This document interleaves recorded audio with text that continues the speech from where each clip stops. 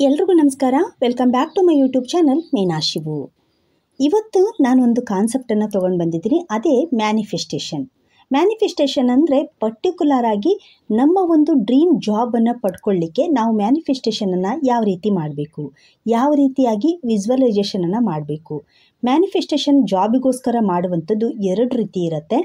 ಒಂದು ಪರ್ಟಿಕ್ಯುಲರ್ ಆಗಿ ನನಗಿದೇ ಜಾಬ್ ಬೇಕು ಅಂತ ಇರುತ್ತಲ್ವ, ಸೊ ಅದಕ್ಕೆ, ಅಥವಾ ನನಗೆ ಯಾವುದಾದ್ರೂ ಜಾಬ್ ಓಕೆ ಅಂತ ಇರುತ್ತಲ್ವ, ಸೊ ಅದಕ್ಕೆ ಯಾವ ರೀತಿ ನಾವು ಬರೀಬೇಕಾಗತ್ತೆ, ಯಾವ ರೀತಿ ಮಾಡಬೇಕಾಗತ್ತೆ, ನಾವೇ ಮಾಡೋದಿದ್ರೆ ಯಾವ ಥರ ಮಾಡಬೇಕು, ಅಥವಾ ನಮ್ಮ ಪೇರೆಂಟ್ಸು ಅಥವಾ ನಮ್ಮ ಅಕ್ಕ ತಂಗಿ ಅಣ್ಣ ತಮ್ಮ ಅಥವಾ ನಮ್ಗೆ ಯಾರೋ ತುಂಬ ಹತ್ತಿರದವ್ರು ಇದ್ದಾರೆ, ಸೊ ಅವ್ರಿಗೋಸ್ಕರ ನಾವು ಮಾಡಬೇಕು ಅಂತಂದರೆ ಯಾವ ರೀತಿ ಮಾಡಬೇಕು ಏನು ಅನ್ನುವಂಥದ್ದನ್ನು ಡೀಟೇಲ್ಸ್ ಆಗಿ ಈ ವಿಡಿಯೋದಲ್ಲಿ ತಿಳಿಸ್ತಾ ಹೋಗಿದ್ದೀನಿ. ವಿಡಿಯೋವನ್ನು ಎಲ್ಲೂ ಕೂಡ ಸ್ಕಿಪ್ ಮಾಡಬೇಡಿ.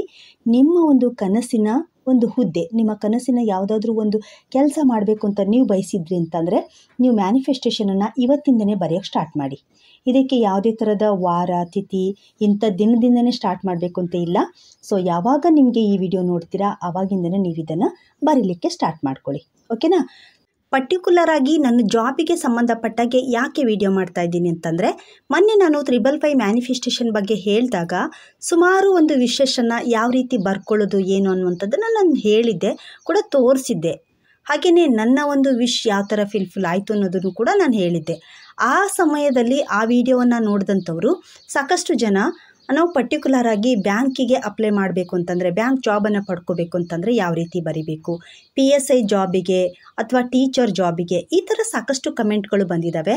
ಅವರೆಲ್ಲರೂ ಕೂಡ ಕೇಳ್ತಾ ಇರುವಂಥದ್ದು, ನಾವು ಪರ್ಟಿಕ್ಯುಲರ್ ಆಗಿ ಯಾವುದಾದ್ರೂ ಒಂದು ಜಾಬಿಗೆ ಅಪ್ಲೈ ಮಾಡಬೇಕು ಅಂದಾಗ, ಆ ಜಾಬನ್ನು ಪಡ್ಕೋಬೇಕು ಅಂತ ಅಂದಾಗ ಯಾವ ಥರ ವಿಷನ್ನು ಬರೀಬೇಕು ಅನ್ನುವಂಥದ್ದು ಸ್ವಲ್ಪ ಕನ್ಫ್ಯೂಷನ್ ಆಗ್ತಾ ಇದೆ ಅಂತ ಅನ್ನಿಸ್ತು. ಇದು ಅವ್ರಿಗೆ ಮಾತ್ರ ಆಗಿರುವಂಥದ್ದಲ್ಲ, ಸಾಕಷ್ಟು ಜನರಿಗೆ ಈ ಥರದ ಗೊಂದಲ ಇದ್ದೇ ಇರುತ್ತೆ. ಇದು ತುಂಬ ನೀಡಿದೆ ಅಂತ ಅನ್ನಿಸ್ತು. ಸೊ ಹಾಗಾಗಿ ನಾನು ಇದನ್ನು ಪರ್ಟಿಕ್ಯುಲರ್ ಆಗಿ ಒಂದು ವಿಡಿಯೋ ಮಾಡಿನೇ ತೋರಿಸ್ಬಿಟ್ರೆ ತುಂಬ ಜನರಿಗೆ ಹೆಲ್ಪ್ ಆಗುತ್ತೆ. ಪೇರೆಂಟ್ಸಿಗಿರ್ಬೋದು ಅಥವಾ ಯಾರು ಎಕ್ಸಾಮನ್ನು ಫೇಸ್ ಮಾಡ್ತಾ ಇದ್ದೀರಾ, ಯಾರಿಗೆ ಆ ಜಾಬ್ ಬೇಕು ಅಂತ ಅನಿಸಿರುತ್ತಲ್ವ, ಸೊ ಅಂಥವ್ರಿಗಾಗಿರ್ಬೋದು ಅಥವಾ ಅಣ್ಣ ತಮ್ಮ ಅಕ್ಕ ತಂಗಿ ಯಾರಿಗೋ ಒಬ್ಬರಿಗೆ ಅವ್ರ ಮನೆಯಲ್ಲಿ ಇರುವಂಥವ್ರಿಗೆ ಬೇಕಾಗಿರುತ್ತೆ. ಸೊ ಅವ್ರಿಗೆಲ್ರಿಗೂ ಕೂಡ ಹೆಲ್ಪ್ ಆಗುತ್ತೆ ಅನ್ನುವಂಥ ಉದ್ದೇಶದಿಂದ ಈ ವಿಡಿಯೋವನ್ನು ಮಾಡ್ತಾ ಇರುವಂಥದ್ದು. ನಮ್ಮ ಒಂದು ಡ್ರೀಮ್ ಜಾಬ್ ಸಕ್ಸಸ್ಫುಲ್ ಆಗಬೇಕು ಅಂತಂದರೆ ನೀವಿಲ್ಲಿ 2 ಮ್ಯಾನಿಫೆಸ್ಟೇಷನ್ ಟೆಕ್ನಿಕನ್ನು ಯೂಸ್ ಮಾಡ್ಬೋದು. ಮೊದಲನೇದಾಗಿ 555 ಮ್ಯಾನಿಫೆಸ್ಟೇಷನ್, ಎರಡನೇದಾಗಿ 369 ಮ್ಯಾನಿಫೆಸ್ಟೇಷನ್. ಈ 2 ಟೆಕ್ನಿಕನ್ನು ಯೂಸ್ ಮಾಡ್ಕೊಂಡ್ಬಿಟ್ಟು ನೀವು ನಿಮ್ಮ ಒಂದು ಡ್ರೀಮ್ ಜಾಬನ್ನು ಸಕ್ಸಸ್ಫುಲ್ಲಾಗಿ ನೀವು ಪಡ್ಕೋಬೋದು. ಸೊ ಹಾಗಾದರೆ ಯಾವ ರೀತಿ? ನಾನು ಮೊದಲೇ ಹೇಳಿದಾಗೆ ಮೊನ್ನೆನೇ ನಾನು ಹೇಳಿದ್ದೆ 555 ಮ್ಯಾನಿಫೆಸ್ಟೇಷನ್ ಟೆಕ್ನಿಕ್ ಅಂದರೆ ಏನು ಅಂತ. ಬಟ್ ಇನ್ನೊಂದು ಸರಿ ಈ ವಿಡಿಯೋದಲ್ಲಿ ನೋಡ್ತಾ ಇರೋರಿಗೆ ಹೆಲ್ಪ್ ಆಗಲಿ ಅಂತ ಹೇಳ್ತಾ ಇದ್ದೀನಿ. 555 ಮ್ಯಾನಿಫೆಸ್ಟೇಷನ್ ಅಂತ ಹೇಳಿದರೆ 5 ದಿನ 55 ಸಾರಿ ಯಾವುದೋ ಒಂದು ವಿಷನ್ನು ಬರೆಯುವಂಥದ್ದು ಅಂತ. ಅಂದರೆ ಪ್ರತಿಯೊಂದು ದಿನವೂ ಕೂಡ ನೀವು 55 ಸಾರಿ ಬರೀಬೇಕು. ಕಂಟಿನ್ಯೂ ಆಗಿ 5 ಡೇಸ್ ಬರಿಬೋದು, ಅಥವಾ ಶುಕ್ರವಾರ ಬೇಕಾದರೂ ನೀವು ಇದನ್ನು ಬರ್ಕೋಬೋದು. ಕಂಟಿನ್ಯೂ ಆಗಿ ಬರೆದ್ರೆ ಒಳ್ಳೆಯದು. ಕಂಟಿನ್ಯೂ ಆಗಿ ಜಾಬಿಗೆ ಸಂಬಂಧಪಟ್ಟಾಗೆ ಆಗಿರೋದ್ರಿಂದ 5 ದಿನ ಕಂಟಿನ್ಯೂ ಆಗಿ ಬರೀರಿ. ಅದಾದಮೇಲೆ ನೀವು ಬರೆದಿರುವಂಥದ್ದು ಏನಿರುತ್ತಲ್ವ ಅದನ್ನು ಪ್ರತಿನಿತ್ಯನೂ ಕೂಡ ಓದ್ತಾ ಹೋಗಿ. ನಿಮ್ಮ ಜಾಬ್ ಸಕ್ಸಸ್ಫುಲ್ ಆಗೋವರೆಗೂ ಕೂಡ ಅದನ್ನು ಜಸ್ಟ್ ನೀವು ಬರೆದಿರೋದನ್ನು ಓದ್ತಾ ಹೋಗಿ. ಓಕೆನಾ? ಆ ಥರ ಮಾಡ್ತಾ ಹೋಗಿ. ಅಂದರೆ ಒಂದು ದಿನಕ್ಕೆ 55 ಸಾರಿ ಬರೀಬೇಕು. ಆ ಥರ 5 ದಿನ ಕಂಟಿನ್ಯೂ ಆಗಿ ಬರೀಬೇಕು. ಸಾಧ್ಯವಾದರೆ ಬ್ರಾಹ್ಮಿ ಮುಹೂರ್ತದಲ್ಲಿ ಎದ್ದು ಬರೆಯುವಂಥದ್ದನ್ನು ರೂಢಿ ಮಾಡ್ಕೊಳ್ಳಿ. ತುಂಬಾ ಬೇಗನೆ ನಿಮಗೆ ಸಕ್ಸಸ್ ಸಿಗುತ್ತೆ. ಸೊ ಅದಕ್ಕೋಸ್ಕರ ಮತ್ತು ನೀವು ಯಾವುದೇ ಥರದ ವಿಷನ್ನು ಬರೆಯುವಾಗ 55 ಸಾರಿ ಕಂಪ್ಲೀಟ್ ಮಾಡಿನೇ ಎದ್ದೇಳಬೇಕು. ಮಧ್ಯದಲ್ಲಿ ಏನಾದರೂ ಎದ್ರಿ ಅಂತಂದರೆ ಮತ್ತೆ 1ನೇ ದಿನದ ಬರೀಬೇಕಾಗತ್ತೆ. ಸೊ ಅದಕ್ಕೋಸ್ಕರ ನೀವು ಬರೆಯುವಾಗ ನಿಮ್ಮ ಒಂದು ವಿಷನ್ನು ನೀವು ಬರಿತಾ ಇರ್ತೀರಲ್ವ, ಸೊ ಆವಾಗ 55 ಸಾರಿ ಬರೆದಾದ್ಮೇಲೆ ಎದ್ದೇಳಬೇಕಾಗತ್ತೆ. ಇನ್ನು 369 ಮ್ಯಾನಿಫೆಸ್ಟೇಷನ್ ಅಂತ ಅಂದರೆ ನಿಮ್ಮ ವಿಶ್ ಯಾವುದು ವಿಶ್ ಇರುತ್ತೋ ಸೊ ಅದನ್ನೇ ಪರ್ಟಿಕ್ಯುಲರ್ ಆಗಿರೋ ವಿಷನ್ನೇ ತೊಗೊಳ್ಬೇಕು. ಮಾರ್ನಿಂಗ್ 3 ಟೈಮ್ ಬರೀಬೇಕು, ಮಧ್ಯಾಹ್ನ 6 ಟೈಮ್, ಸಂಜೆ ಸಮಯ ಅಂದರೆ ನೈಟು 9 ಟೈಮ್ ಬರೀಬೇಕಾಗತ್ತೆ. ಇದನ್ನೇ 369 ಅಂತ ಹೇಳ್ತಾರೆ. ಇದು ಕೂಡ ತುಂಬಾ ಪವರ್ಫುಲ್ ಆದಂಥ ಟೆಕ್ನಿಕ್ಕು. ಸೊ ಈ 2 ಟೆಕ್ನಿಕ್ಕನ್ನು ನೀವು ಜಾಬಿಗೆ ಸಂಬಂಧಪಟ್ಟಾಗೆ ಬರ್ಕೋಬೋದು. ಸೊ ಹಾಗಾದರೆ ಯಾವ ಥರ ಬರೆಯೋದು? ಪರ್ಟಿಕ್ಯುಲರ್ ಆಗಿ ನಮಗೆ ಯಾವುದೋ ಒಂದು ಜಾಬ್ ಬೇಕಾಗಿರುತ್ತೆ. ಟೀಚರ್ ಜಾಬ್ ಇರ್ಬೋದು, ಬ್ಯಾಂಕಲ್ಲಿ ಆಗಿರ್ಬೋದು, ಅಥವಾ PSI ಜಾಬ್ ಆಗಿರ್ಬೋದು, PC ಜಾಬ್ ಆಗಿರ್ಬೋದು, ಅಥವಾ ನಾನು ಯಾವುದೋ ಒಂದು ಕಂಪನಿಯಲ್ಲಿ ಇದೇ ಥರದ ಜಾಬನ್ನು ಪಡ್ಕೋಬೇಕು ಅಂತ ಅನ್ನುವಂಥದ್ದಾಗಿರ್ಬೋದು. ಈ ಥರದ್ದು ಯಾವುದೋ ಒಂದು ಡ್ರೀಮ್ ನನಗಿದೆ. ಸೊ ನಾನು ಯಾವ ಥರ ಬರೀಬೇಕು ಅಂತ ಹೇಳಿದರೆ, ನೀವು ಅದನ್ನು ಫಸ್ಟು ಫೀಲ್ ಮಾಡ್ಕೋಬೇಕು. ಸಾಧ್ಯ ಆದರೆ ನಾನು ಹೇಳ್ತಾ ಇರುವಂಥದ್ದು ಯಾರು ಕ್ಯಾಂಡಿಡೇಟ್ ಇರ್ತೀರಲ್ವ, ಸೊ ಅವರಿಗೆ ಹೇಳ್ತಾ ಇದ್ದೀನಿ. ಇವಾಗ ಸದ್ಯಕ್ಕೆ ನೀವಿವಾಗ ಒಂದು ಬ್ಯಾಂಕಲ್ಲಿ ಜಾಬ್ ಮಾಡಬೇಕು ಅಂತ ನಿಮಗೆ ಡ್ರೀಮ್ ಇದೆ. ಬ್ಯಾಂಕ್ ಜಾಬನ್ನು ನಾನು ಪಡ್ಕೋಬೇಕು ಅನ್ನುವಂಥ ಡ್ರೀಮನ್ನು ನೀವು ಹೊಂದಿದ್ದೀರಾ. ಸೊ ನೀವೇನು ಮಾಡಿ, ನಿಮ್ಮ ಹತ್ತಿರದ ಬ್ಯಾಂಕಿಗೆ ಹೋಗಿ, ಒಂದಿನ ಹೋಗಿ. ಬ್ಯಾಂಕಿಗೆ ಹೋಗ್ಲಿಕ್ಕೇನು ಯಾವುದೇ ಥರದ ರೆಸ್ಟ್ರಿಕ್ಷನ್ ಇರೋದಿಲ್ಲ. ನೀವು ಯಾಕೆ ಬಂದ್ರಿ ಏನು ಅಂತ ಯಾರೂ ನಿಮ್ಮನ್ನು ಕೇಳಲ್ಲ. ಸೊ ನೀವು ಆರಾಮಾಗಿ ಹೋಗ್ಬೋದು. ಬ್ಯಾಂಕಿಗೆ ಹೋಗಿಬಿಟ್ಟು ಅಲ್ಲಿ ಒಂದು ಸ್ವಲ್ಪ ಹೊತ್ತು ಕೂತ್ಕೊಳ್ಳಿ. ಅಲ್ಲೆಲ್ಲ ಚೇರ್ ಇರತ್ತಲ್ವ, ಸೊ ಅಲ್ಲಿ ಕೂತ್ಕೊಂಡ್ಬಿಟ್ಟು ಅಲ್ಲಿರುವಂಥ ಎಲ್ಲ ಚೇಂಬರನ್ನು ಕೂಡ ಅಬ್ಸರ್ವ್ ಮಾಡಿ.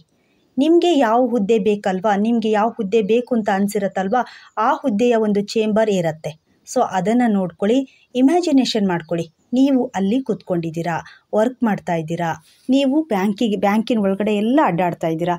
ಸೊ ಇದನ್ನೆಲ್ಲದನ್ನು ಕೂಡ ಕೂತ್ಕೊಂಡ್ಬಿಟ್ಟು ಅಲ್ಲಿ ಫೀಲ್ ಮಾಡ್ಕೊಳ್ಳಿ. ಕರೆಕ್ಟಾಗಿ ನೋಡ್ಕೊಳ್ಳಿ. ಆ ಬ್ಯಾಂಕಿನ ಪ್ಲೇಸ್ ಆಗಿರ್ಬೋದು, ಅಲ್ಲಿರುವಂಥ ವಾತಾವರಣ ಆಗಿರ್ಬೋದು, ಅಲ್ಲಿರುವಂಥ ಜನರು ಬರೋದು ಹೋಗೋದು, ನೀವು ಜನರ ಜೊತೆಗೆ ಯಾವ ಥರ ಕಮ್ಯುನಿಕೇಷನ್ ಮಾಡ್ತಾ ಇದ್ದೀರಾ, ನೀವು ಯಾವ ಥರ ವರ್ಕ್ ಮಾಡ್ತಾ ಇದ್ದೀರಾ ಏನು ಅನ್ನುವಂಥದ್ದನ್ನು ಎಲ್ಲದನ್ನು ಕೂಡ ಒಂದು ಸಾರಿ ಇಮ್ಯಾಜಿನೇಷನ್ ಮಾಡ್ಕೊಳ್ಳಿ. ಅಲ್ಲಿ ಕೂತ್ಕೊಂಡೇ ಫೀಲ್ ಮಾಡ್ಕೊಳ್ಳಿ. ತುಂಬ ಖುಷಿಯಾಗಿ ಎಂಜಾಯ್ ಮಾಡಿ. ಒಂದು 10ರಿಂದ 15 ನಿಮಿಷ, ಬೇಡ ಅಂದರೆ ಅರ್ಧ ತಾಸು ಕೂತ್ಕೊಂಡ್ಬಿಟ್ಟು ಅದನ್ನೆಲ್ಲದನ್ನು ಕೂಡ ಕಣ್ಣು ತುಂಬಿಕೊಂಡು ಮನೆಗೆ ಬನ್ನಿ.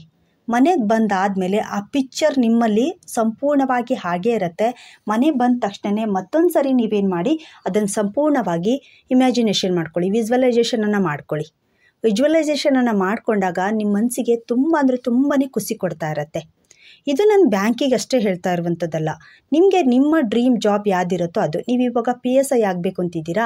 ಸೊ ನೀವು ಅಲ್ಲಿ ನಿಮಗೆ PSI ಹುದ್ದೆಯಲ್ಲಿ ಯಾವ ಥರ ನೀವು ಯೂನಿಫಾರ್ಮ್ ಹಾಕ್ಕೊಂಡಿದ್ದೀರಾ, ನೀವು ಹೋಗ್ತಾ ಇದ್ದೀರಾ, ಸೊ ನಿಮ್ಮ ಕೊಲೀಗ್ಸ್ ಜೊತೆಗೆಲ್ಲ ನೀವು ಯಾವ ಥರ ವರ್ಕ್ ಮಾಡ್ತಾ ಇದ್ದೀರಾ ಏನು ಅನ್ನುವಂಥದ್ದು ಎಲ್ಲದನ್ನು ಕೂಡ ಇಮ್ಯಾಜ್ ಮಾಡ್ಕೋಬೇಕು. ಇವಾಗ ಟೀಚರ್ ಜಾಬ್ ಇದೆ. ಸೊ ನೀವು ಟೀಚರಾಗಿ ಯಾವ ಥರ ರೆಡಿಯಾಗಿ ಹೋಗ್ತಾ ಇದ್ದೀರಾ, ನೀವಲ್ಲಿ ಮಕ್ಕಳ ಜೊತೆಗೆ ಯಾವ ಥರ ಇರ್ತೀರಾ, ನೀವು ಯಾವ ಥರ ಟೀಚ್ ಮಾಡ್ತೀರಾ, ಎಲ್ಲದನ್ನು ಕೂಡ ಒಂದು ಸಾರಿ ಸಂಪೂರ್ಣವಾಗಿ ಇಮ್ಯಾಜಿನೇಷನ್ ಮಾಡ್ಕೊಳ್ಳಿ. ನೀವು ಇದೇ ಥರ ಜಾಬ್ ಮಾಡಬೇಕು ಅಂತ ಇರುತ್ತಲ್ವ, ಆ ಪ್ಲೇಸ್ಗಳಿಗೆ ಸಾಧ್ಯ ಆದರೆ ಹೋಗಲಿಕ್ಕೆ ಚಾನ್ಸ್ ಇದ್ದರೆ ಸೊ ಆ ಪ್ಲೇಸ್ಗಳಿಗೆ ಹೋಗಿಬಿಟ್ಟು ಅಲ್ಲಿರುವಂಥ ಎಲ್ಲ ಸಂಪೂರ್ಣ ಚಿತ್ರಣವನ್ನು ಒಂದು ಸಾರಿ ನಿಮ್ಮ ಮೈಂಡಲ್ಲಿ ತೊಗೊಳ್ಳಿ. ಅದಾದಮೇಲೆ ಮನೆಗೆ ಬಂದುಬಿಟ್ಟು ಮತ್ತೆ ಕೂತ್ಕೊಂಡ್ಬಿಟ್ಟು ಸಂಪೂರ್ಣವಾಗಿ ವಿಜುವಲೈಸೇಷನನ್ನು ಮಾಡ್ಕೊಂಡ್ಬಿಟ್ಟು ನಿಮ್ಮ ಡ್ರೀಮನ್ನು ಬರೀರಿ. ಇವಾಗ ನಾನು ಉತ್ತಮ ಶಿಕ್ಷಕಿಯಾಗಿದ್ದೇನೆ, ನಾನು ತುಂಬ ಸಂತೋಷವಾಗಿದ್ದೇನೆ, ಧನ್ಯವಾದಗಳು ವಿಶ್ವಶಕ್ತಿ, ಧನ್ಯವಾದ ದೇವ್ರೆ ಅಂತ ನೀವು ಇವಾಗ ಇಮ್ಯಾಜ್ ಮಾಡ್ಕೊಳ್ತಾ ಇದ್ದೀರಾ.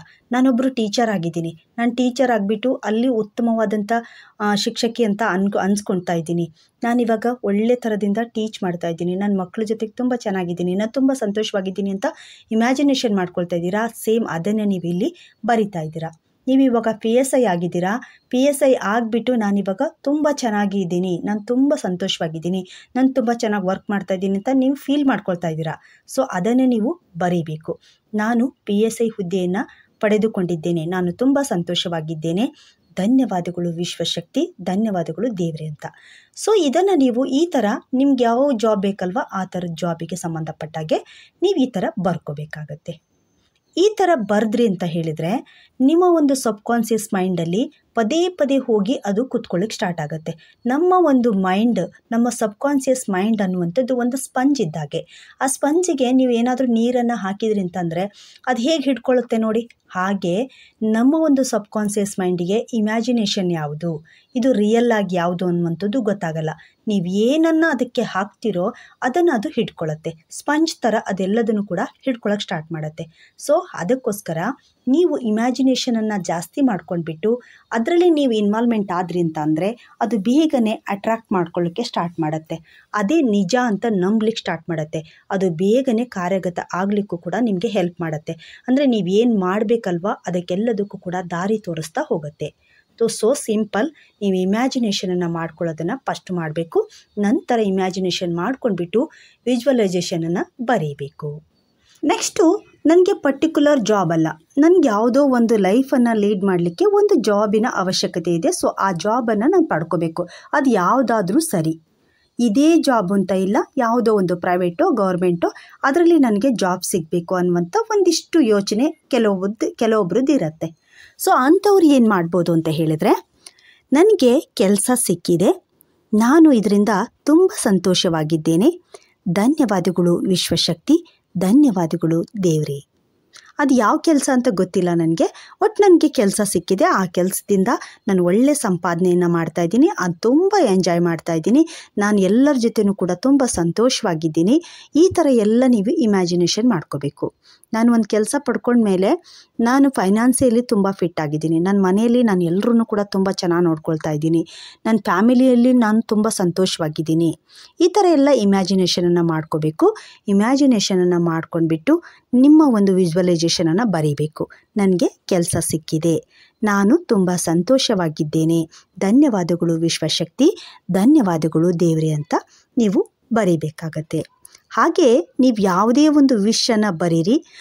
555 ಮ್ಯಾನಿಫೆಸ್ಟೇಷನ್ ಅಥವಾ 369 ಮ್ಯಾನಿಫೆಸ್ಟೇಷನ್ ಯಾವುದಾದ್ರೂ ಬರೀರಿ. ಬಟ್ ಧನ್ಯವಾದಗಳನ್ನು ಹೇಳುವಂಥದ್ದನ್ನು ಯಾವುದೇ ಕಾರಣಕ್ಕೂ ಮರೀಬಾರ್ದು. ಇನ್ನು ಪೇರೆಂಟ್ಸ್ ಯಾವ ಥರ ಮಕ್ಕಳಿಗೋಸ್ಕರ ಬರೀಬೋದು ಅಂತಂದರೆ, ಮಕ್ಕಳಿಗೋಸ್ಕರ ಅಥವಾ ಅಣ್ಣ ತಮ್ಮ ಅಕ್ಕ ತಂಗಿ ಇವ್ರಿಗೋಸ್ಕರ ನಾವು ವಿಷನ್ನು ಬರೀಬೇಕು ಅಂತ ಅಂತಿದ್ದೀವಿ. ಬಟ್ ಅದನ್ನು ನಾವು ಯಾವ ಥರ ಬರೀಬೋದು ಅಂತಂದರೆ, ಇವಾಗ ನಿಮ್ಮ ಮಗ ಅಥವಾ ಮಗಳಿಗೆ ಒಂದು ಒಳ್ಳೆಯ ಜಾಬ್ ಸಿಗಬೇಕು ಅಂತ ನಿಮಗೆಲ್ಲೋ ಒಂದು ಕಡೆ ಆಸೆ ಇರುತ್ತೆ. ಅದರಲ್ಲೂ ನಿಮಗೆ ಒಂದು ಡ್ರೀಮ್ ಇರುತ್ತೆ, ನನ್ನ ಮಗ ಇಂಥದ್ದೇ ಒಂದು ಜಾಬನ್ನು ಪಡ್ಕೋಬೇಕು ಅಂತ, ಇಂಥದ್ದೇ ಒಂದು ಜಾಬನ್ನು ಪಡ್ಕೋಬೇಕು ಮಗಳು ಅಂತ. ಸೊ ಇವಾಗ ನೀವು ನಿಮ್ಮ ಮಗಳಿಗೆ ಒಂದು ಶಿಕ್ಷಕ ವೃತ್ತಿ ಬೇಕು ಅಂತ ನಿಮ್ಗೆ ಅನಿಸಿದೆ. ಸೊ ಆವಾಗ ನೀವು ಯಾವ ಥರ ವಿಜುವಲೈಸೇಷನನ್ನು ಮಾಡ್ಕೋಬೇಕು ಅಂತ ಹೇಳಿದರೆ, ನಿಮ್ಮ ಮಗಳು ಇವಾಗ ಶಿಕ್ಷಕಿ ಆಗಿಬಿಟ್ಟಿದ್ದಾಳೆ, ಅವಳಿವಾಗ ರೆಡಿ ಆಗ್ತಾ ಇದ್ದಾಳೆ. ಅವಳನ್ನು ನೀವೇ ಕೂಡ ಡ್ರಾಪ್ ಮಾಡಿ ಬರ್ತಾ ಇದ್ದೀರಾ, ಅವಳ ಸ್ಕೂಲಿಗೆ ನೀವೇ ಅವಳನ್ನು ಬಿಟ್ಟು ಬರ್ತಾ ಇದ್ದೀರಾ. ಅವಳಲ್ಲಿ ಹೋಗಿಬಿಟ್ಟು ಅಲ್ಲಿ ಮಕ್ಕಳ ಜೊತೆಗೆ ಅಲ್ಲಿ ಸ್ಕೂಲಲ್ಲಿ ಅವಳು ತುಂಬ ಅಂದರೆ ತುಂಬಾ ಹ್ಯಾಪಿ ಆದಂಥ ಲೈಫನ್ನು ಎಂಜಾಯ್ ಮಾಡ್ತಾ ಇದ್ದಾಳೆ. ಅದರಿಂದ ನಿಮಗೂ ಕೂಡ ತುಂಬಾ ಖುಷಿ ಆಗ್ತಾ ಇದೆ. ನೀವು ಹೆಮ್ಮೆಯಿಂದ ಹೇಳ್ಕೊಳ್ತಾ ಇದ್ದೀರಾ ನನ್ನ ಮಗಳು ಟೀಚರ್ ಇದ್ದಾಳೆ ಅಂತ. ಸೊ ಇದನ್ನು ನೀವು ಇಮ್ಯಾಜಿನೇಷನ್ ಮಾಡ್ಕೋಬೇಕು. ಇಮ್ಯಾಜಿನೇಷನನ್ನು ಮಾಡ್ಕೊಂಡ್ಬಿಟ್ಟು ನೀವು ವಿಜುವಲೈಸೇಷನನ್ನು ಈ ರೀತಿ ಬರೀಬೇಕಾಗತ್ತೆ. ನನ್ನ ಮಗಳು ಉತ್ತಮ ಶಿಕ್ಷಕಿಯಾಗಿದ್ದಾಳೆ, ನಾವು ತುಂಬ ಸಂತೋಷವಾಗಿದ್ದೇವೆ, ಧನ್ಯವಾದಗಳು ವಿಶ್ವಶಕ್ತಿ, ಧನ್ಯವಾದಗಳು ದೇವರೇ ಅಂತ. ಸೊ ನಿಮ್ಗೆ ಯಾವುದಕ್ಕೆ ಆಗಿರ್ಬೋದು, ಈ ಥರ ಕನ್ವರ್ಟ್ ಮಾಡ್ಕೋಬೇಕು. ಇವಾಗ ನಿಮ್ಮ ಮಗನಿಗೆ ಅಥವಾ ಮಗಳಿಗೆ ಉತ್ತಮವಾದಂಥ CET ರ್ಯಾಂಕಿಂಗ್ ಬೇಕು. ಸೊ ನೀವು ಬರ್ಕೋಬೋದು, ನನ್ನ ಮಗ CET ಎಕ್ಸಾಮಲ್ಲಿ ಉತ್ತಮವಾದಂಥ ರ್ಯಾಂಕಿಂಗನ್ನು ಗಳಿಸಿದ್ದಾನೆ, ನಾವು ತುಂಬ ಸಂತೋಷವಾಗಿದ್ದೇವೆ, ಧನ್ಯವಾದಗಳು ವಿಶ್ವಶಕ್ತಿ, ಧನ್ಯವಾದಗಳು ದೇವರೇ. ನನ್ನ ಮಗ ಇವಾಗ PSI ಆಗಿದ್ದಾನೆ. ಸೊ ನೀವು ಇಮ್ಯಾಜಿನೇಷನ್ ಮಾಡ್ಕೊಳ್ಳಿ, ನನ್ನ ಮಗ PSI ಆಗಿದ್ದಾನೆ. ಸೊ PSI ಯೂನಿಫಾರ್ಮಲ್ಲಿ ನನ್ನ ಮಗ ಹೀಗೆ ಕಾಣಿಸ್ತಿದ್ದಾನೆ, ಈ ಥರನೇ ಅಂತ ಎಲ್ಲ ಇಮ್ಯಾಜ್ ಮಾಡ್ಕೊಳ್ಳಿ. ಸೊ ಮಾಡ್ಕೊಂಡ್ಬಿಟ್ಟು ಅಲ್ಲಿ ನೀವು ಬರೀಬೇಕಾಗತ್ತೆ. ಇಮ್ಯಾಜಿನೇಷನ್ ಮಾಡ್ಕೊಂಡ್ಬಿಟ್ಟೇ ಬರೀರಿ. ನನ್ನ ಮಗ PSI ಹುದ್ದೆಯನ್ನು ಪಡೆದುಕೊಂಡಿದ್ದಾನೆ, ನಾನು ತುಂಬ ಸಂತೋಷವಾಗಿದ್ದೇನೆ, ನಾವೆಲ್ಲರೂ ಕೂಡ ತುಂಬ ಅಂದರೆ ತುಂಬಾ ಸಂತೋಷವಾಗಿದ್ದೇವೆ, ಧನ್ಯವಾದಗಳು ವಿಶ್ವಶಕ್ತಿ, ಧನ್ಯವಾದಗಳು ದೇವರೇ ಅಂತ. ಸೊ ಈ ಥರ ನೀವು ನಿಮ್ಗೆ ಯಾವ್ದು ಬೇಕೋ ಡ್ರೀಮ್ ಜಾಬ್ ಏನಿರುತ್ತೋ ಸೊ ಅದನ್ನು ವಿಜುವಲೈಸೇಷನನ್ನು ಮಾಡ್ಕೋಬೇಕು. ಅದನ್ನು ಸಂಪೂರ್ಣವಾಗಿ ಇಮ್ಯಾಜಿನೇಷನ್ ಮಾಡ್ಕೋಬೇಕು. ನೀವು ಅದರಲ್ಲೇ ಮುಳುಗೋಗಿದ್ದೀರಾ ಅನ್ನುವಂಥ ರೀತಿಯಲ್ಲಿ ಮಾಡ್ಕೋಬೇಕು. ನಿಮ್ಗೆ ಇವಾಗ ಸಿಕ್ಕಾಗ ಹೇಗಿರುತ್ತಲ್ವ, ಸೊ ಆ ಥರ ಫೀಲ್ ಆಗಬೇಕು. ಖುಷಿಯಿಂದ ಮಾಡ್ಕೊಳ್ಳಿ. ಅದು ಪದೇ ಪದೇ ಅದನ್ನೇ ನೀವು ದಿನ ಮಾಡ್ತಾ ಹೋದ್ರಿ. ಎಷ್ಟು ದಿನ ಮಾಡಬೇಕು ಅಂತ ಕೇಳಿದರೆ, ನಿಮ್ಮ ಜಾಬ್ ಸಿಗೋವರೆಗೂ ಕೂಡ ಇದನ್ನು ಮಾಡಬೇಕು. ನಿಮ್ಮ ಸಬ್ಕಾನ್ಷಿಯಸ್ ಮೈಂಡಿಗೆ ನೀವು ಪದೇ ಅದನ್ನು ಮನವರಿಕೆ ಮಾಡ್ತಾ ಇರಬೇಕು. ನಿಮ್ಮ ಮೈಂಡ್ ಹೇಳಿದೆ ನಾನು, ಸಬ್ಕಾನ್ಷಿಯಸ್ ಮೈಂಡ್ ಸ್ಪಂಜ್ ಥರ ಅಂತ. ಆ ಸ್ಪಂಜಿಗೆ ನೀವು ನೀರನ್ನು ಹಾಕಿದರೆ ಹೇಗೆ ಹಿಡ್ಕೊಳ್ಳುತ್ತಲ್ವಾ, ಹಾಗೆ ನೀವು ಒಂದು ಇಮ್ಯಾಜಿನೇಷನ್ ಅನ್ನುವಂಥದ್ದನ್ನು ಪದೇ ತುಂಬ್ತಾ ಹೋದ್ರಿ ಅಂತಂದರೆ, ಅದಕ್ಕೆ ನೀವು ಈ ಥರ ಅಂತ ಹೇಳ್ತಾ ಹೋದ್ರಿ ಅಂತಂದರೆ, ನಿಮ್ಮ ಸಬ್ಕಾನ್ಷಿಯಸ್ ಮೈಂಡ್ ಅದನ್ನು ನಂಬಲಿಕ್ಕೆ ಸ್ಟಾರ್ಟ್ ಮಾಡುತ್ತೆ. ಅದನ್ನು ನಿಜ ಅಂತ ಹೇಳುತ್ತೆ. ನಿಜ ಅಂತ ಅದು ಯಾವಾಗ ನಿಮಗೆ ಹೇಳಕ್ಕೆ ಸ್ಟಾರ್ಟ್ ಮಾಡುತ್ತೋ ಆವಾಗ ನಿಮಗೆ ಪರ್ಟಿಕ್ಯುಲರ್ ಆಗಿ ಅದರಿಂದ ನಿಮಗೆ ಸಕ್ಸಸ್ ಸಿಗಲಿಕ್ಕೆ ಸ್ಟಾರ್ಟ್ ಆಗುತ್ತೆ. ಸೊ ಅದಕ್ಕೋಸ್ಕರ ನೀವು ಯಾವುದೇ ಇರಲಿ, ನಿಮ್ಮ ಸಬ್ಕಾನ್ಷಿಯಸ್ ಮೈಂಡಿಗೆ ಟ್ರೈನ್ ಮಾಡಬೇಕು. ಅದು ಮ್ಯಾನಿಫೆಸ್ಟೇಷನ್ ಮುಖಾಂತರ, ವಿಜುವಲೈಸೇಷನ್ ಮುಖಾಂತರ ಮತ್ತು ಅಫರ್ಮೇಷನ್ ಮುಖಾಂತರ. ಸೊ ಇದನ್ನು ನೀವು ಮಾಡ್ತಾ ಬನ್ನಿ. ಸ್ಟಾರ್ಟಿಂಗ್ ಡೇಸಲ್ಲಿ ಯಾರು ಅಭ್ಯರ್ಥಿಗಳಿರ್ತೀರ ಅವರು 555 ಮ್ಯಾನಿಫೆಸ್ಟೇಷನ್ ಅಥವಾ 369 ಮ್ಯಾನಿಫೆಸ್ಟೇಷನನ್ನು ಒಂದು 5 ಡೇಸ್ ಬರ್ಕೊಳ್ಳಿ. ಅದನ್ನು ಬರೆದ್ಬಿಟ್ಟು ಒಂದು ಕಡೆ ಅಂಟಿಸ್ಕೊಳ್ಳಿ. ಒಂದು ಕಾರ್ಡ್ ಶೀಟಲ್ಲಾದರೂ ಬರೀರಿ, ಅಥವಾ ಯಾವುದೋ ಒಂದು ವೈಟ್ ಪೇಪರಲ್ಲಾದರೂ ಬರೀರಿ. ಸೊ ಅದನ್ನು ಬರೆದ್ಬಿಟ್ಟು ನಿಮ್ಮ ಸ್ಟಡಿ ರೂಮಲ್ಲಾಗಿರ್ಬೋದು ಅಥವಾ ನೀವು ಎದ್ದ ತಕ್ಷಣವೇ ಅದು ನೋಡುವಂಥದ್ದಾಗಿರ್ಬೋದು, ಅದು ನಿಮಗೆ ಕಣ್ಣಿಗೆ ಪದೇ ಬೀಳ್ತಾ ಇರಬೇಕು. ಅದು ಕಣ್ಣಿಗೆ ಪದೇ ಬೀಳ್ತಾ ಇತ್ತು ಅಂತಂದರೆ ನಿಮ್ಮ ಮೈಂಡ್ ಒಳಗಡೆ ಹೋಗ್ತಾ ಇರುತ್ತೆ. ಆವಾಗ ನಿಮಗೆ ಕರೆಕ್ಟಾಗಿ ಅದು ಪದೇ ನೆನಪಿಸುತ್ತೆ. ನೀವು ಅದಕ್ಕೋಸ್ಕರನೇ ಓದ್ತಾ ಇರ್ತೀರ, ಅದು ಬೇರೆ ಪ್ರಶ್ನೆ, ಅದಲ್ಲ. ಬಟ್ ಆದರೂ ನೀವು ವಿಜುವಲೈಸೇಷನನ್ನು ಮಾಡ್ಕೊಳ್ಳಿಕ್ಕೆ ತುಂಬ ಹೆಲ್ಪ್ ಆಗುತ್ತೆ. ಹಾಗೆಯೇ ಪ್ರತಿನಿತ್ಯನೂ ಕೂಡ ಮೆಡಿಟೇಷನನ್ನು ಮಾಡೋದನ್ನು ಮರಿಬೇಡಿ. ಮೆಡಿಟೇಷನನ್ನು ಮಾಡಿಬಿಟ್ಟು ಪ್ರತಿನಿತ್ಯನೂ ಒಂದು 10 ನಿಮಿಷ ವಿಜುವಲೈಸೇಷನನ್ನು ಮಾಡ್ಕೊಳ್ಳಿ. ನಿಮ್ಮ ಒಂದು ಡ್ರೀಮ್ ಜಾಬ್ ನಿಮಗೆ ಸಕ್ಸಸ್ಫುಲ್ ಆದ ರೀತಿ ನಿಮ್ಮ ಸಬ್ಕಾನ್ಷಿಯಸ್ ಮೈಂಡ್ಗೆ ಈ ರೀತಿ ಟ್ರೈನ್ ಮಾಡ್ತಾ ಹೋಗಿ ನೀವೇನು ಅಂದ್ಕೊಂಡಿದ್ದೀರಾ ಅದು ಖಂಡಿತ ಆಗ್ತಾ ಹೋಗ್ತೀರಾ. ಆಲ್ ದ ಬೆಸ್ಟ್ ಹೇಳ್ತಾ, ವಿಡಿಯೋ ಸ್ವಲ್ಪನಾದರೂ ಇಷ್ಟ ಆಗಿದ್ರೆ ಒಂದು ಲೈಕ್ ಕೊಡೋದನ್ನು ಮರಿಬೇಡಿ. ಹಾಗೆ ನಿಮ್ಮ ಫ್ರೆಂಡ್ಸ್ ಮತ್ತು ಫ್ಯಾಮಿಲಿಗೂ ಕೂಡ ಶೇರ್ ಮಾಡೋದನ್ನು ಮರಿಬೇಡಿ. ಧನ್ಯವಾದಗಳು.